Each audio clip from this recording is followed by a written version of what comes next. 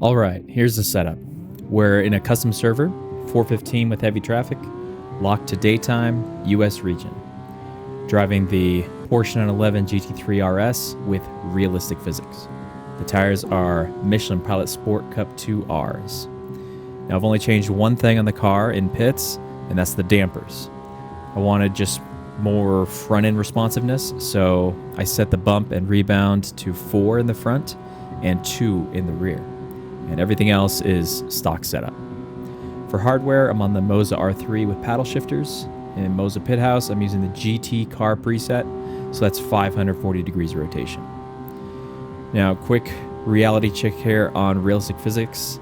If you're used to spec cars, you know coming right out of pits, your tires are at the perfect temperature on the Toyos.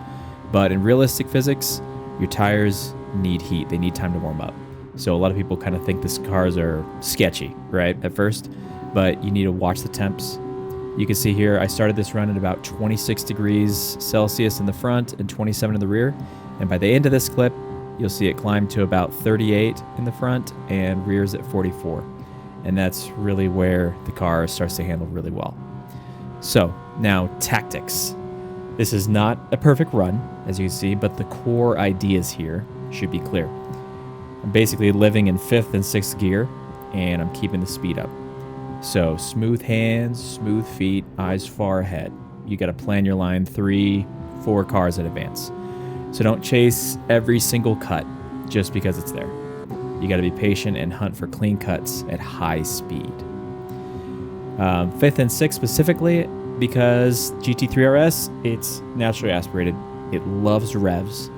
If you're loafing around in 5th and it feels lazy, that's your signal that your overall pace is too slow. So pick it up, stay in the power band. Momentum here is worth more than a messy cut that kills your exit. Now, because we're on 415 specifically, I'll use the shoulder because you're not punished for it like you are in SRP. So if something happens where you're trapped or you can't see where to go or you're going too fast, just use that shoulder and then cut back in later. Now, specifically about cut logic. Even though you're no longer punished for cutting in the same lane twice, you should still aim to alternate lanes on each cut so you can push that multiplier as high as possible. And that's how you separate a decent run from a leaderboard run. Now, pace notes so you can grade yourself.